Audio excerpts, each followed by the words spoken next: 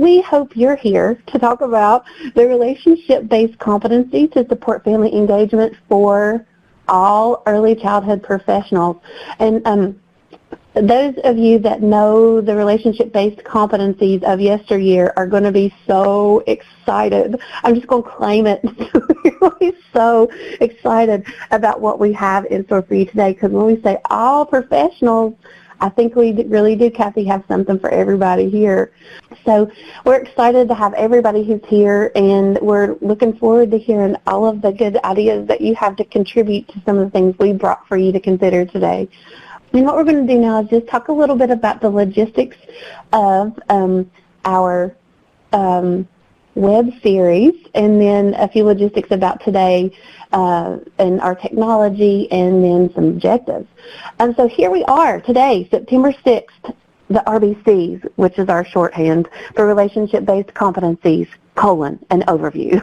So today you're going to get all of the overarching bits, how the series is organized, how the documents are now set up, so that you'll have all the things that you need to be ready for these brand new documents, which I hope you guys really love. On September 20th, we are actually going to be doing a specific focus on the RBCs for teachers and child care providers, and we'll talk a little more about each of these here in just a minute so you can see how they're connected to each other. On October 11th, we'll be coming back with the RBCs for family service professionals, and rounding out our series on November 1st with the RBCs for home visitors. If you didn't have your pencil ready or you didn't have your phone to take a screenshot of this, don't worry. We'll come back to this with these dates at the very end. So if you're interested in coming back to visit with us, you can see those again before we leave each other. The 4-part series, this is one of 4.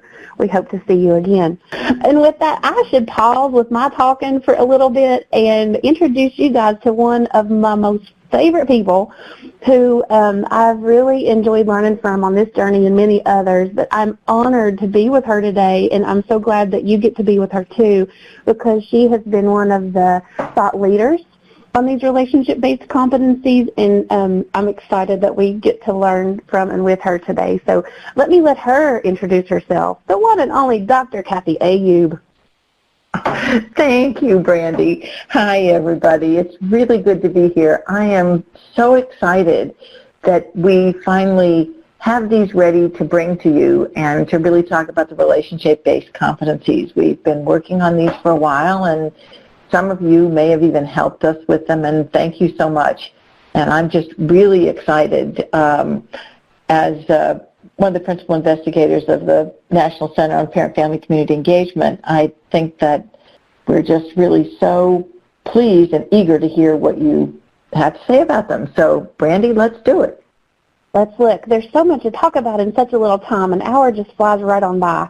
So here's what we built, before we got to be with you today. And we really like to watch what you're saying and chat and drive the conversation in the ways that you're leading us.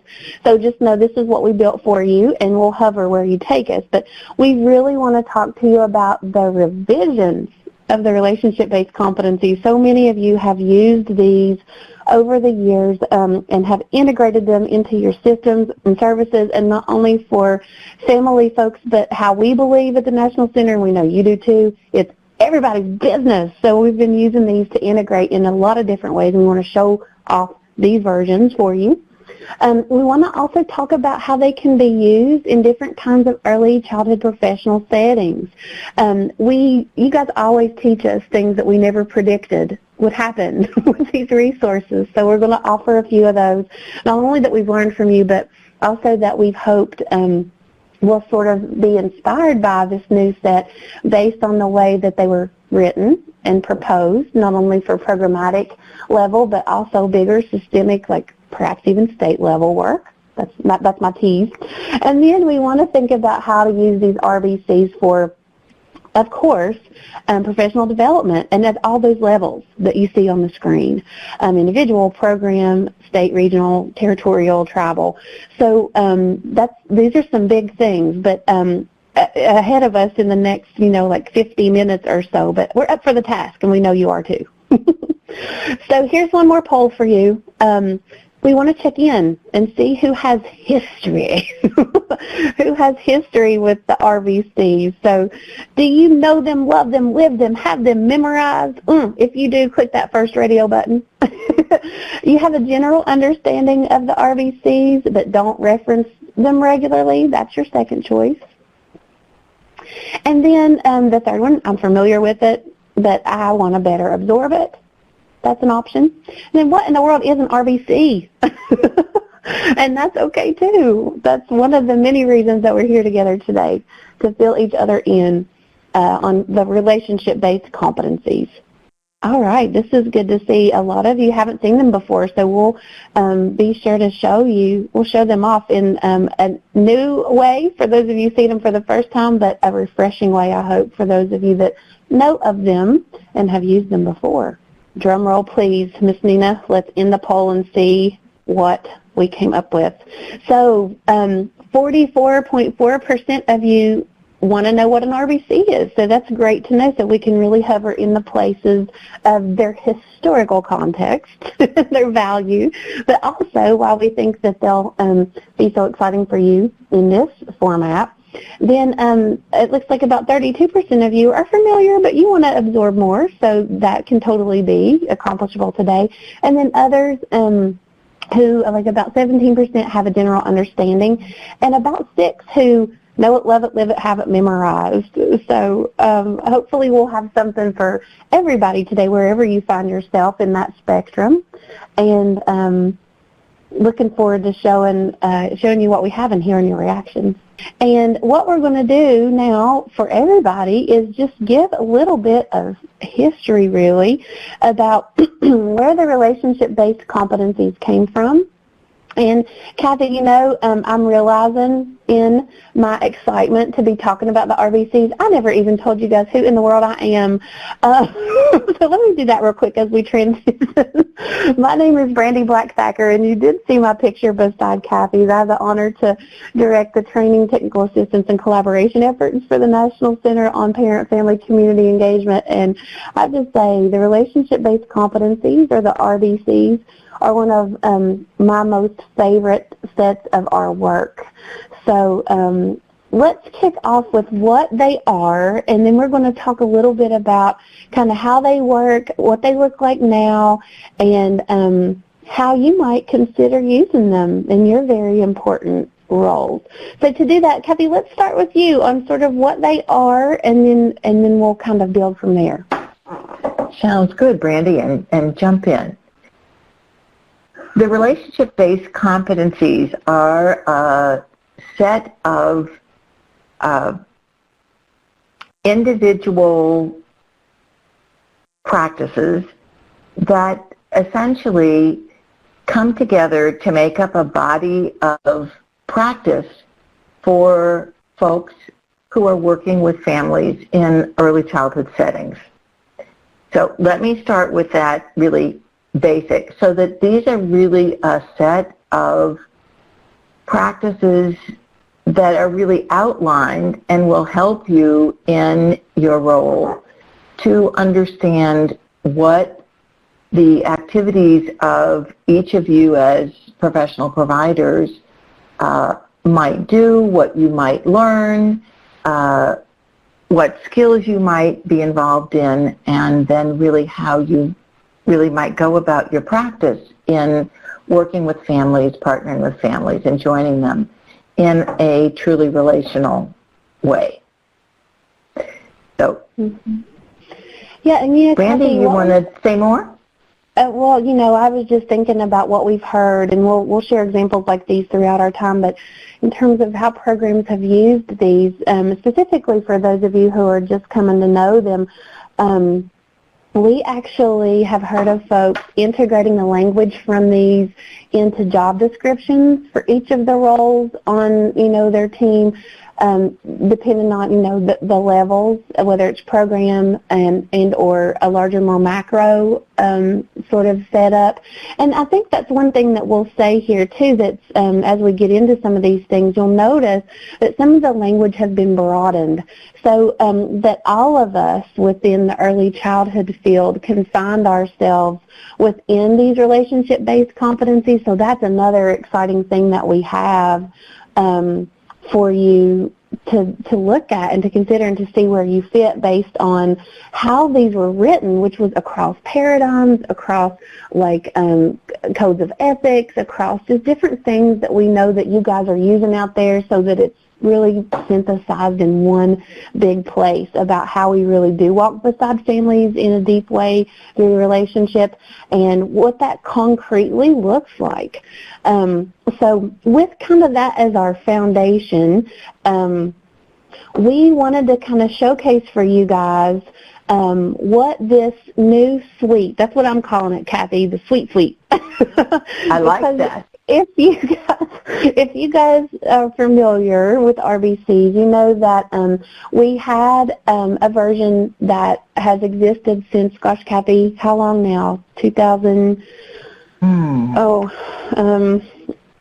Too many gray hairs ago. 12.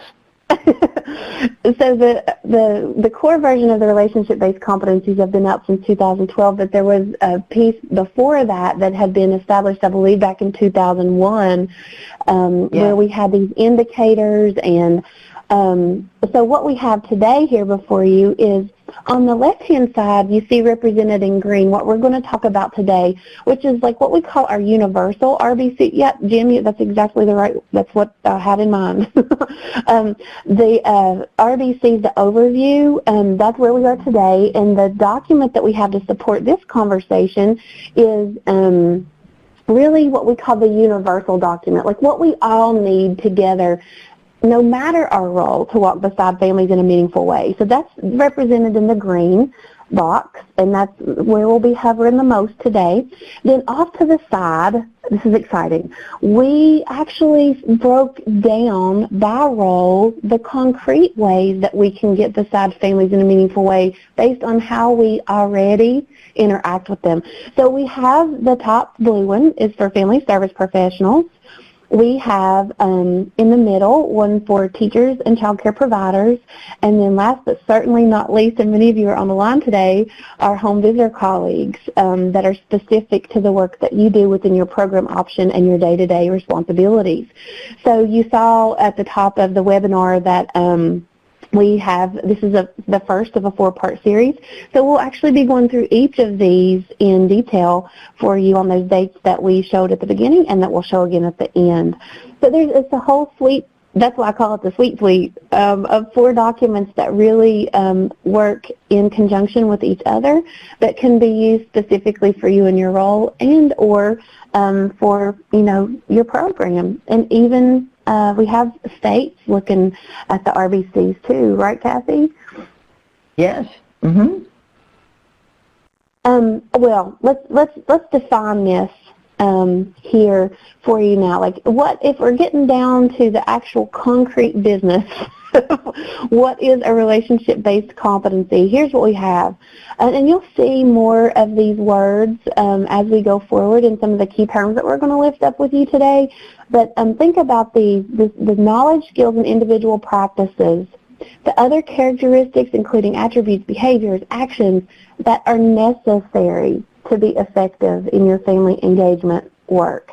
And you guys know, like we do, that we use engagement very specifically, different from involvement, a higher level of interaction with each other, where families take the lead. The engagement for us is a very specific word that is super meaningful.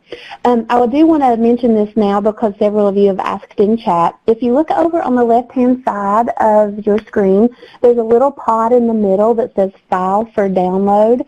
And what you're going to see first is just an overview of the 10 competencies, and we want you to make sure to have that as we go through them here in just a little bit. And then thank you, Nina, has actually gone right to our web page that lives on the ECLKC and has given you the link right to all of these good bits.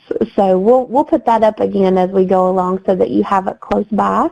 But you can also download like the 2-page version so that you can see all 10 competencies at once off to your left in the file for download pod. And all you do is click the RBC overview handout, and then you actually have to hit the download files button to make sure that you get that to your own technology, laptop, desktop, whatever you're using today, mobile device perhaps. But Kathy, before we move from this, are there any other things that you would add to the actual definition here? Yeah, I think you've been clear on the definition. One of the things I wanted to say is that this overview of the relationship-based competencies, we would love for you to use that along with the role-specific competencies so that if many of you are waiting to hear about what are we going to say specifically for teachers or for home visitors or for family service workers, we always want you to take this overview that's here for download now and match it with the role-specific documents that we'll be having for you as we move forward with these webinars. And so it's really, this overview is really an important document that you can share with anyone. And if any of you are feeling left out, like, there aren't role-specific RBCs for me, the overview is really for you as well. So I just wanted to say that little bit about how to use this overview. Yeah, that's a great reminder, and that really was born from. And this is always one of my favorite parts because we're going to transition into some of the pieces about, for instance, why the RBCs are important, and we've really been thinking a lot about how we do what we do within Head Start, and certainly this document was written for Head Start and for child care, everybody who works within the early care community. And it's become really important for many reasons. A couple of those that we could lift up are pieces that really help articulate how we do what we do together and allow us to even look personally at our own trajectory as a professional, not only for our day-to-day interactions, but where we want to go long-term, how that's informed our leadership, how leadership has used it to inform things like refunding, for instance, in the 5-year project period, or even how states have been thinking about integrating this in a consistent way across, for instance, like subsidy worker organizational pieces. So it's just incredible. But Kathy, I know that you've had a long history with the RBCs, and I want to make sure that you add your insight on this slide as well. Thank you, Brandy. Again, you and I both have a long history with the RBCs together, and one of the things that we really felt was important was that we needed to pull together those, again, the understanding, the skills, the practices, and really bring them together so that individual practitioners have a guide for their practices, as well as to provide supervisors of direct service staff some guidance about what staff might need for them through supervision, and also the roles of leadership in thinking about the RBCs. So you'll see that we felt that one of the really important pieces was to be able to describe those practices for direct staff, but also for those of you in leadership positions. And again, this really defines the area of practice around family engagement. So it gives you guidance to be able to do all the many things that Brandy just mentioned, from thinking about job descriptions to hiring to performance reviews to helping direct staff have a roadmap for thinking about what are the kinds of things that my job entail in the context of working with families, and how might I do that work? Oh, that's great, and this is very helpful. We're also being reminded by a couple of our colleagues, folks really use these two in sort of the parallel process, not only how they are with and beside families, but each other, with community, which Kathy, you pointed out earlier, Yes. with funders, with stakeholders. I mean, these things, are powerful, and they work with any interaction in which you are inclined to apply them. And one of our colleagues, Jackie, is also reminding us it's really wonderful too to use these almost like a lattice, if you will, for professional development, so that you're able to sort of determine where you are and where you want to go. And we have a couple of assessments that we'll tell you about that actually give you a frame to do just that. So we just wanted to kind of give you a couple of these things in the visual cue, even though we've already kind of mentioned out loud who can use these, and it's really just a whole broad base of folks who live and love within the early childhood systems, of course, but I mean, we've even had folks get curious about these from different paradigms, so it's been exciting to see how the work that started and began and really was born in Head Start has just grown and blossomed over the years. Now, this is my favorite slide, really, because this is when most of you who said, I have no idea what this is, will now say, oh, yeah, I do know what that is. When you see the cover, that's usually how I am anyway. What you see on the left-hand side is has been the RBCs that we've had since about 2012 that Kathy and I were mentioning earlier. And what we have now, as I said, with the suite, is over on your right-hand side. And so you'll see with the green strip on the bottom, that's the universal or overview document, and thanks, Nina, for putting that back in the link so everybody can go find that on the ECLKC. And then you have behind that one the three role-based documents that we'll be going into deeper in those in the future webinars in this series. But with all of that, we quickly wanted to check in, because we've already been with each other for 30 minutes, on any questions or reactions in the chat. And by the way, just so you know, we will be staying after today at least 15 minutes. If you've ever been with us, you know that we have a chat after the webinar in case you have anything left lingering.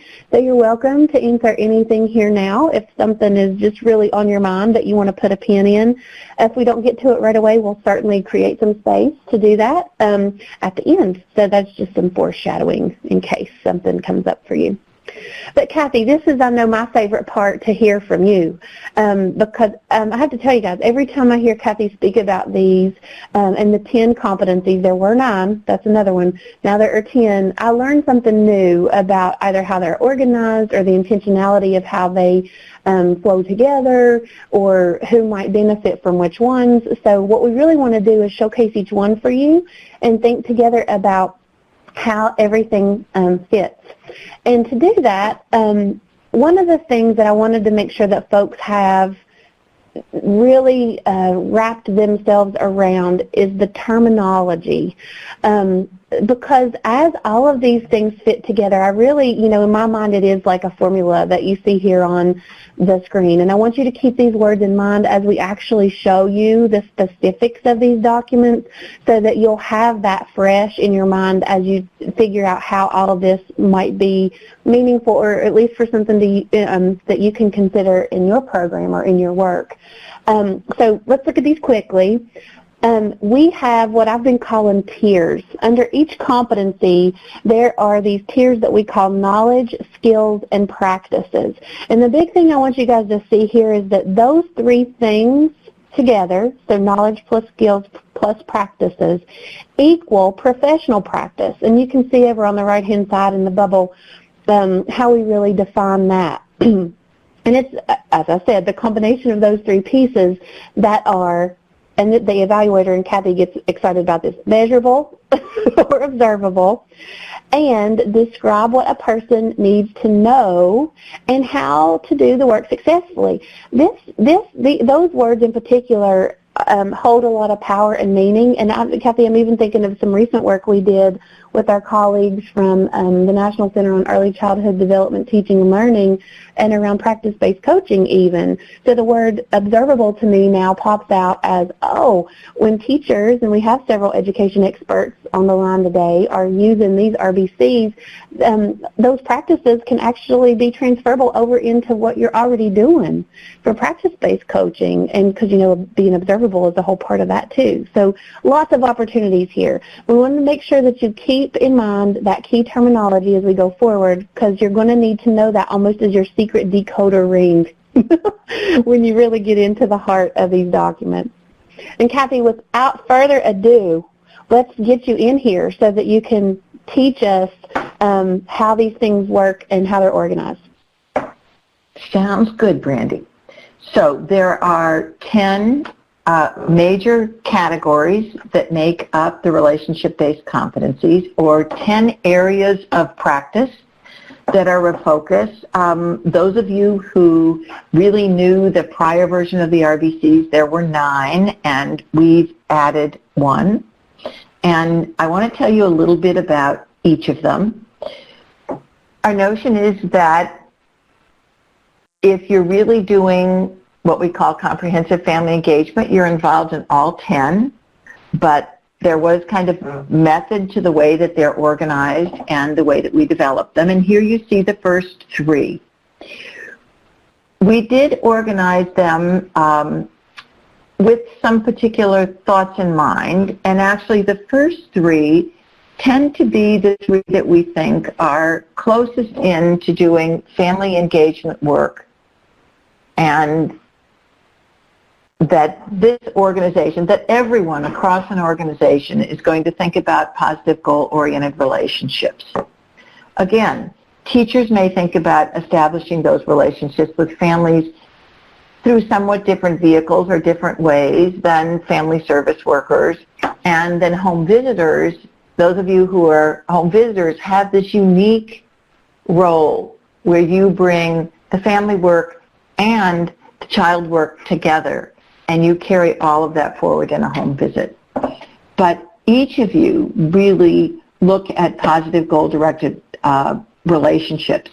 And this really means that you're engaging in mutually respectful, positive, and goal-oriented partnerships. And by goal-oriented, what we mean is that there is a purpose to your engaging in a relationship. Yes, it's critically important to greet people, to say hello, to welcome them.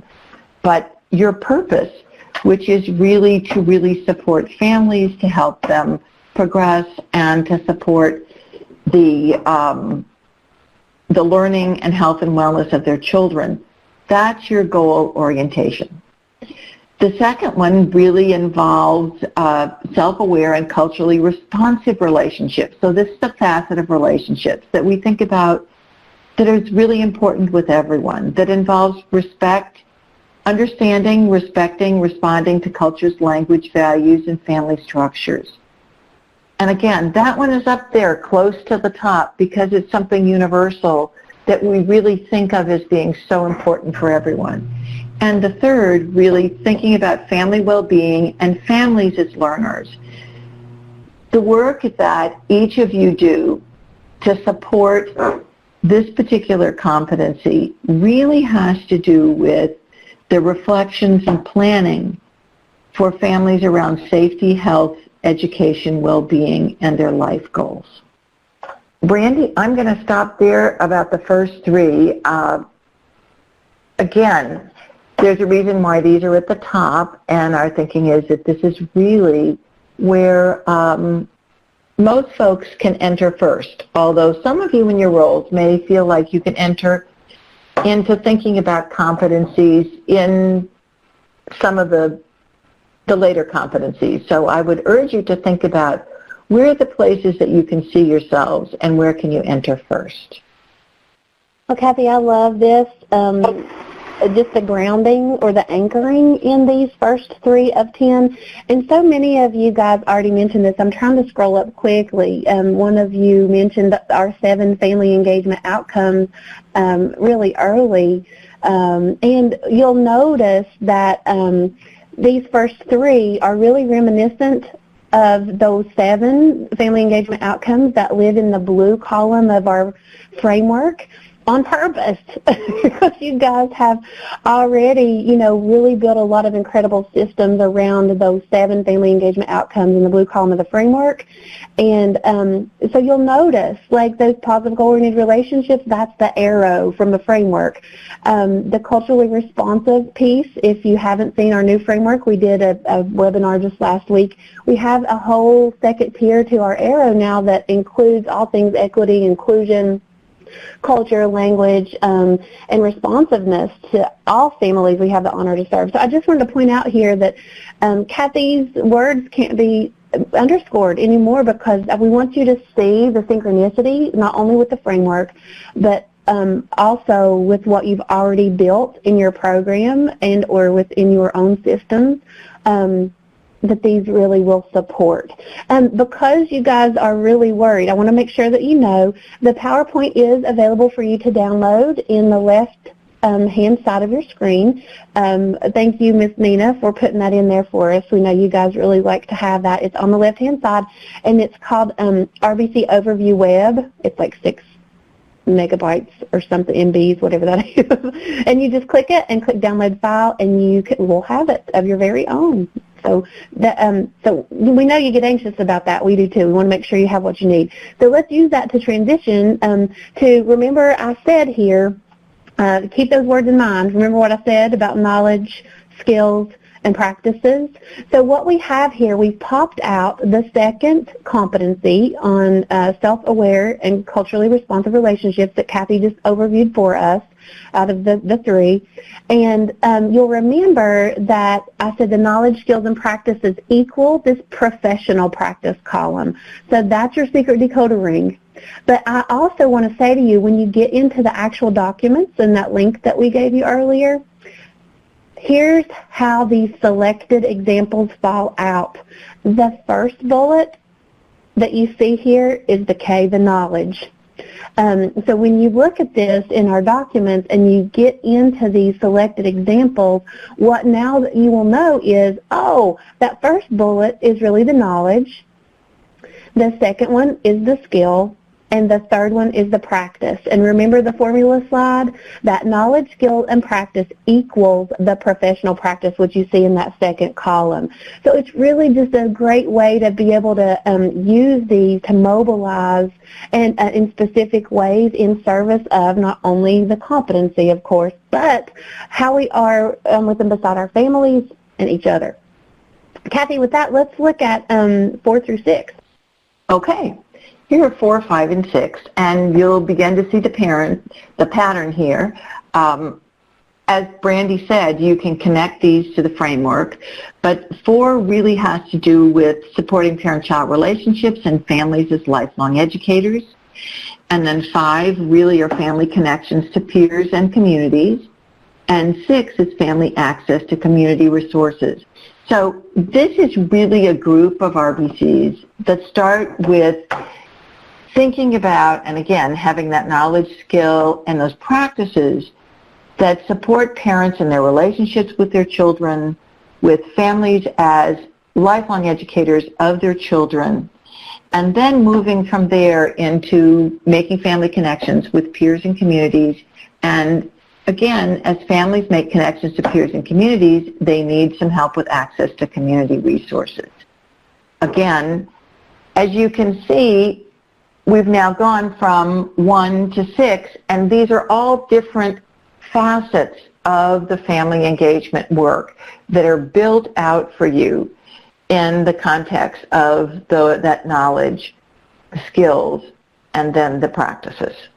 Thank you so much, Miss Kathy. Well, you guys will start to see how these really overlay with your work and your role as you get to really know how they're organized. And I really like this piece. We've had, for instance, a lot of thoughts about, well, gosh, where might family workers find their work really in everywhere, of course, but like, are there ones that family workers would feel more connected to in terms of, what you were telling us at the beginning of the webinar, what you really lean to as strategies or tips, tricks that you use beside families that you know that are effective.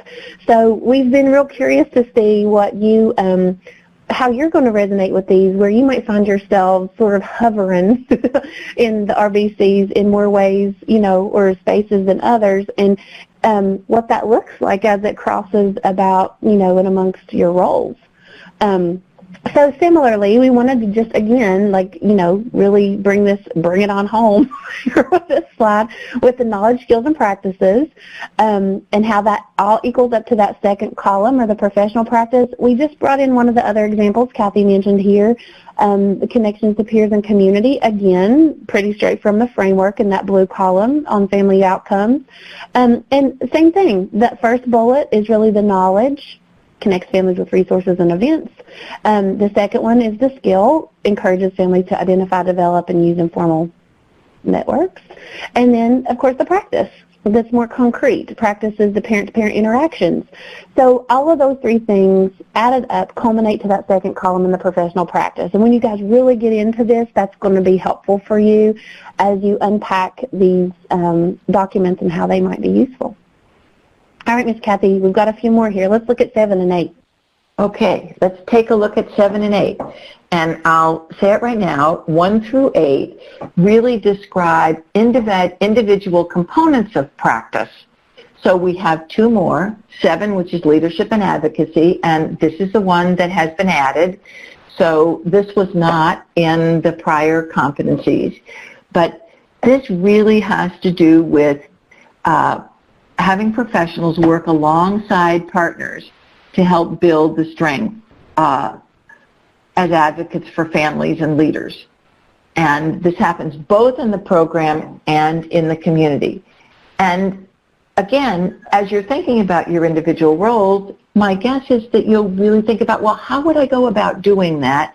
Because again, if you're a family service worker, you may do that differently than a teacher or differently than a home visitor. But so there are many individual ways that you might do this, but everyone is really also supporting leadership and advocacy. And the final individual facet of family engagement really has to do with coordinated, integrated, and comprehensive services. That each professional works with other professionals and agencies to support coordinated, integrated, and comprehensive services for families. And that's both in the organization, across the organization, and also in the system. Well, Kathy, I love how these progress. Oh, Lisa, look at you. I think we have a star student, Kathy. Lisa, you caught us. This is the one that's brand new. We did have 9, and now there are 10, and 7 was added. So this is the fresh hotness, as we say, that was added just in this series. So thank you for catching it and bringing it up, because that's the one that would be brand new, as you mentioned. And what's great about this is, you guys know, again, to the framework, we have the whole outcome on families as advocates and leaders. So it really not only lends itself to how we strive to walk beside families in terms of their own trajectory and progress, but it just really connects to our work in so many ways, again, in the parallel process. Of course, but certainly with what our families teach us, and hopefully what we offer along the way as well. But Kathy, I love what you remind us about here. But these are progressive, really. I mean, in the way that they sort of, and correct me in how I'm saying this if it doesn't represent the vision, but how they really start a bit more one-to-one, and then really kind of blow up and out to be a bit more systemic in, how we're thinking about what we do beside families. How would you say it, Kathy?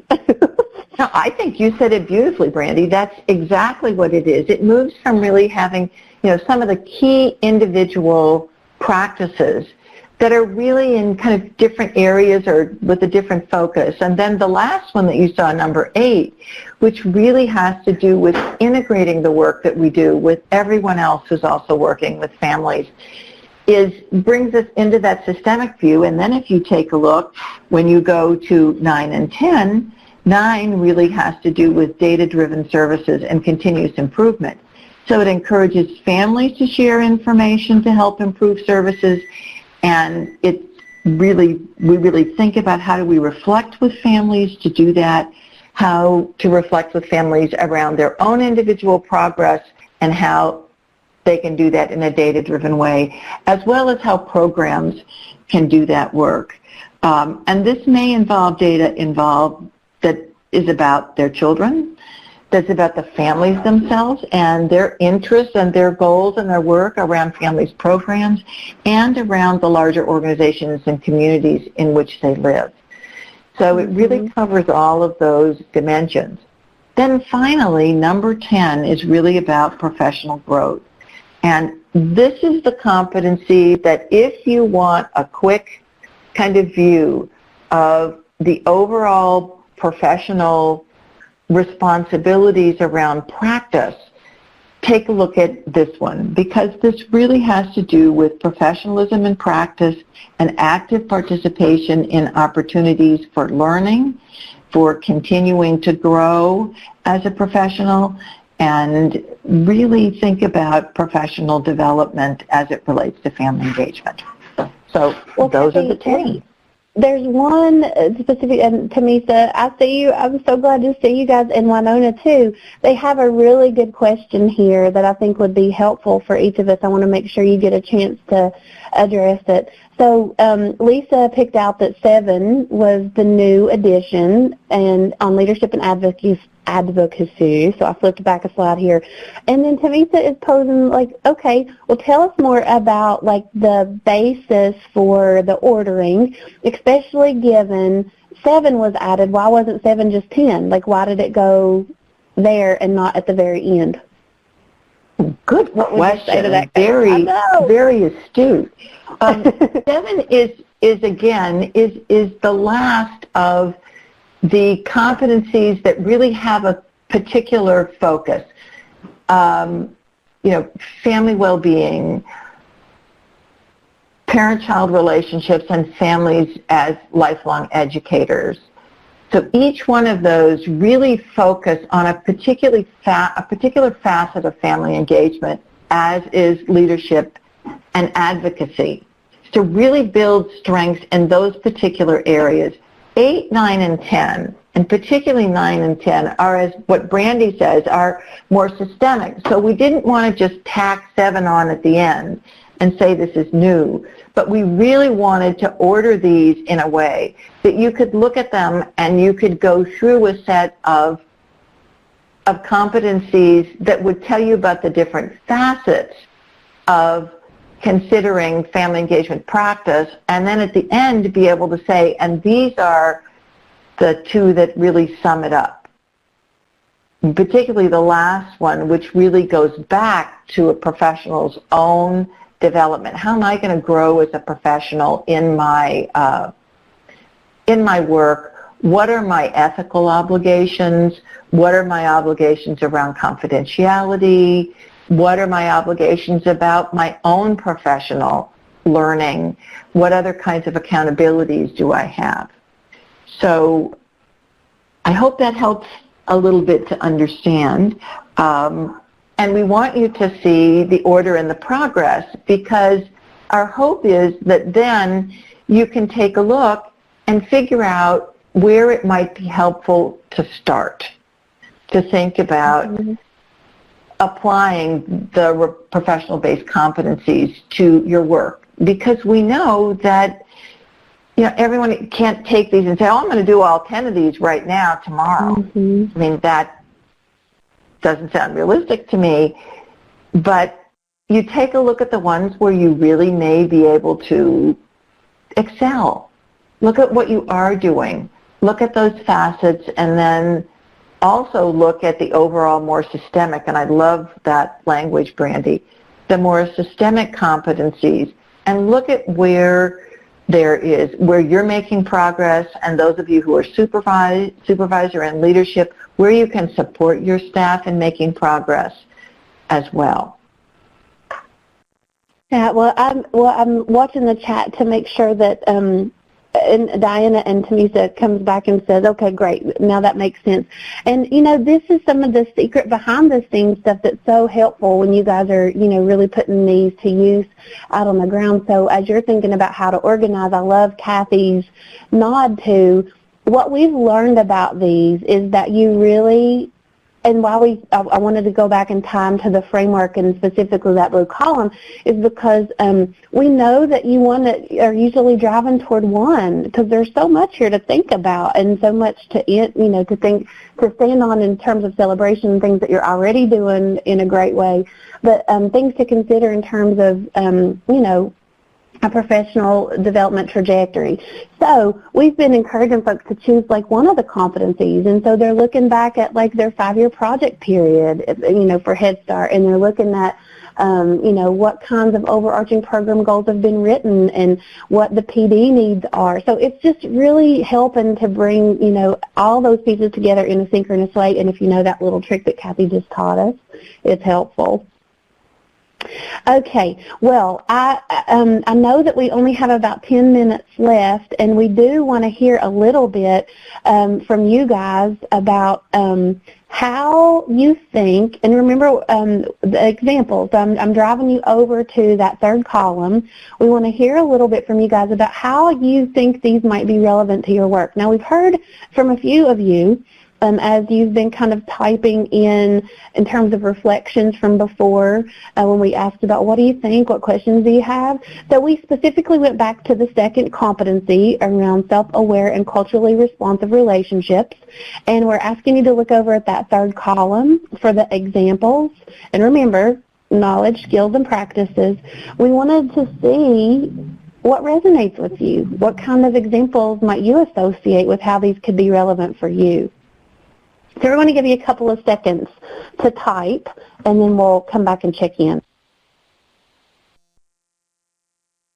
All right, let's see here. Families don't think of goals as being something really small, that we can help them understand and realize there are more things. Yeah, and all of this specifically builds and can be integrated. One of the things that I love about the RBCs is what the authors did with really going into other pieces of work from other paradigms, like the NASW Code of Ethics, like NAEYC, guidance, things that you guys are already using in your work that crosses over so it can recognize it and then can be integrated in that way.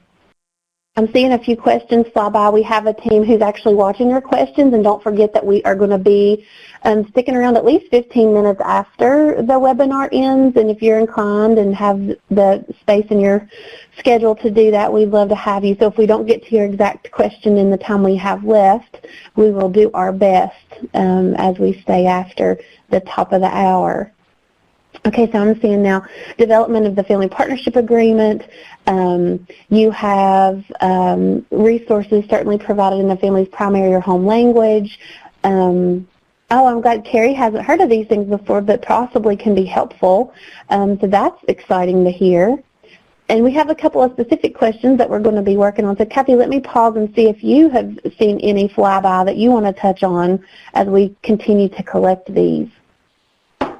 Oh, there are a number of things here. I'm really pleased that folks are that teachers are thinking about how they may be able to use them, family service professionals, home visitors, because that really was the idea. There may be different ways in which you connect with families and ways in which your roles really give you the opportunities to do special work with families.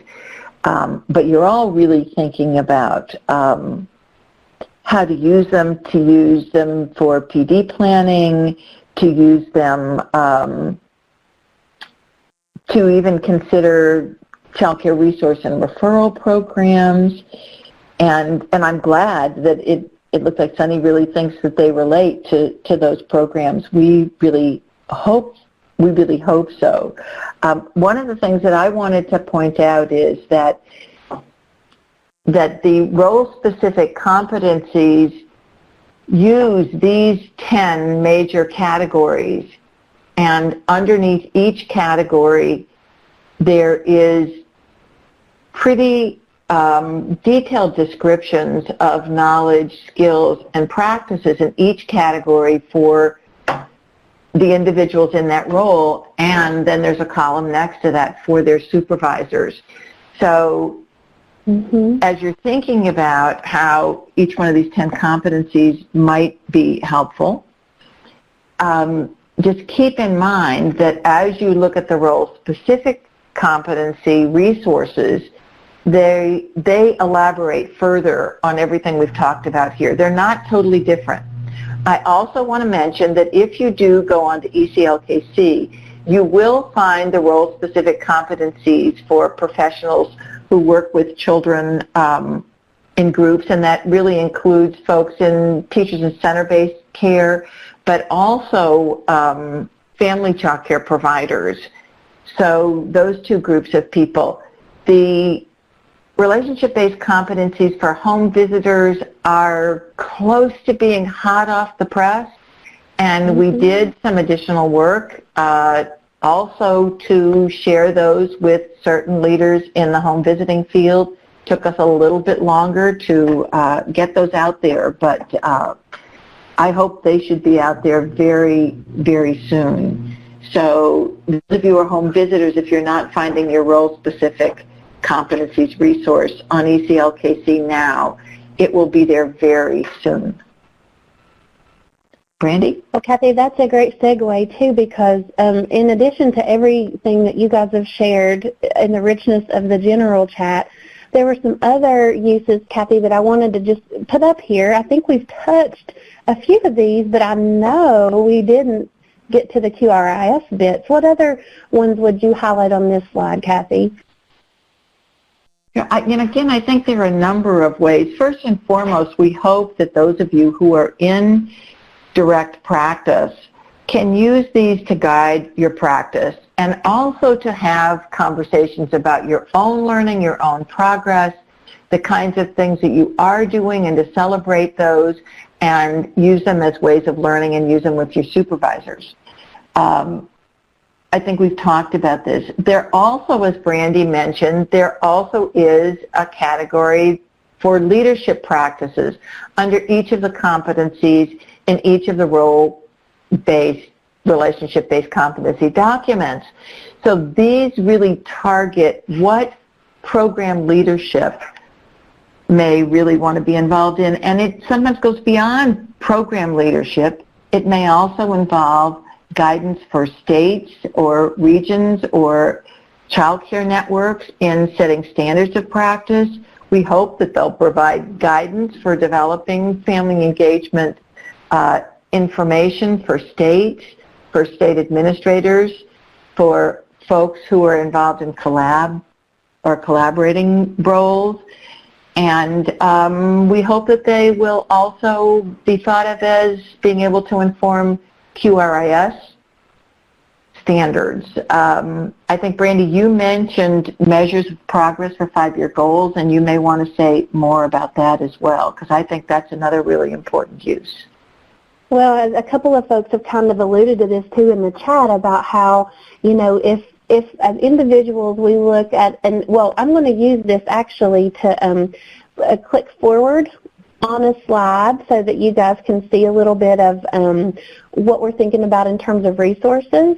But I wanted to use that as a transition because the resources, in terms of how folks are using these toward their 5-year project period plans, we have not only the 4 booklets that we showed you, but we have assessments for each of these roles.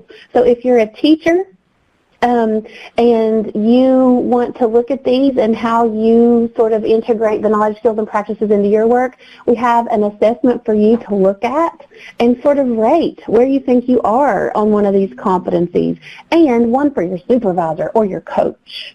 So this is like a really exciting thing that we'll get into as we lead ourselves into the rest of the web series. And Kathy, since my screen is still frozen, I'm going to ask you to share with all of our friends on the line when the remaining 3 of this 4-part series opportunities will be.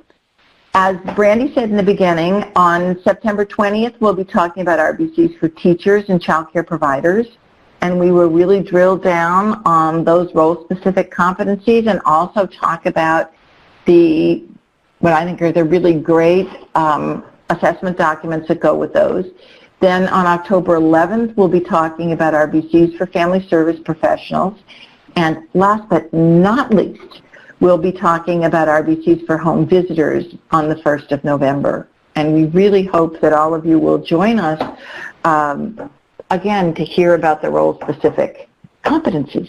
Kathy, were there any questions that came up in the span here that we need to go back to? I'm going to scroll back up a little bit because I know we missed a couple that we didn't get to touch. Let's see. Well, you guys, if you're still here and there's a question that you posed that you still have as we're scrolling to look back, feel free to put it back in chat. So that way it'll be on the top here and we can all see it together. And we're really grateful for you guys being here today. We know how busy your schedules are. Have mercy, especially this time of year. So we're grateful to have any moments of your time together, and we're especially excited to see many of you saying that you think these could be helpful in your work. That's why we spring out of bed every day. Let's see here. Kathy, I think this is a good one to ask, and I want to kind of put it out here transparently because we've had it come up before, the question about transitions. And I believe it was, I want to scroll up here, Linda asked about the family engagement and transitions from the framework because, you know, I kept harkening back on that blue column. So she was wondering, like, it looks like all the other outcomes are in there. Talk to us about transitions. And I know we had this conversation before. And we have. And when you take a look at the role-specific competencies, you will find transitions really covered across a number of those competencies. So instead of pulling it out as a separate competency, it really seemed more important to embed it, beginning with, you know, goal-specific relationships, but also, for example, in parent-child relationships and in families as their, you know, children's lifelong educators, that we talk about transitions there, and we also talk about transitions in family well-being, because we really were thinking about the family's transition as their child moves across programs, the transition into parenthood, the transition into a program with an infant. Those of you who are doing home visiting, the transition to having a home visitor come into your home and then possibly going into a center-based program after having home visiting. So again, we are clearly also thinking about, and there are some very specific references in terms of both knowledge, skills, and practice around transitions into kindergarten. But we did include them across a number of the competencies instead of putting them into a separate competency. So that was our rationale. This became very important for our migrant and seasonal colleagues because this is one, and many of you have done this, you took the core of those 7 family engagement outcomes and you absolutely took what we thought we were saying around the operational definitions of those, but you made them real for where you are in your communities and for the families that you walk beside. And specifically, we have a lot of conversations around transitions with our migrant and seasonal communities, and that was a really pointed and important question that we heard from our colleagues there really early on as we were taking these around to various stakeholders and contributors to the field, and then ultimately our work and yours. So Linda, if you're still here, I'm really grateful for the question, and thank you for noticing. Right. That's exciting. And I know Amanda asked about the, oh, hey, Linda, you are still here. Good to see you. Thank you for that. The assessments, you guys are asking about those. So if you follow the link that Nina has given you. She actually just put it in the chat. We want to make sure you see those. The one thing that I want to say to you guys is they are extremely rich. And they have so much detail inside, and they ask each of their roles to indicate, like almost on a Likert type scale, their comfort on those knowledge, skills, and practices, all of those tiers under all of those competencies. So what we've learned over time is that folks should think about one. Like, remember how I said a little earlier, think about one of the competencies and how it connects to your overall work and the outcomes maybe in the blue column, because a lot of you have used those as leverage points. And then even zoom further in to one of those tiers, the knowledge, skills, or practices. So that way it doesn't feel so overwhelming. And even at that level of specificity, we've had managers say, oh, wow, I had all of my staff do, an assessment on the cultural competency, and we went right to the practices, and it informed where we were going for our own professional development for the course of the next year. Like, it totally helped plot and plan what we put in our own TA plan for the program, or so there are different ways that folks have come to this, but that's a big lesson that we've learned. Even though these are brand new, it's a big lesson that we've learned to share with you. A couple of other questions, Brandy. Just to let everyone know that every role-based, relationship-based competency is paired with a new assessment. So someone wanted to know if, one of the questions was, have the family service assessments been updated? And yes, they have, and they match the new versions of these role-specific relationships. And when the home visiting resource comes out, it will also be matched with the self-assessment. And there will be a self-assessment for home visitors and also a self-assessment for supervisors of home visitors. And that kind of three-resource package is what each of the role-specific RBCs look like. Well, we have the access to it on the ECLKC. I'm wondering if there are any other questions that folks have or any other things that we missed. I want to make sure that we're looking. Someone asked about the transitions document. There isn't a separate relationship-based competency that addresses transitions. Transitions are addressed throughout each of the role-based RBCs. So I'd urge you to take a look at the role-based RBCs documents that are out there on ECLKC, because I think you'll find some of the details that you're looking for.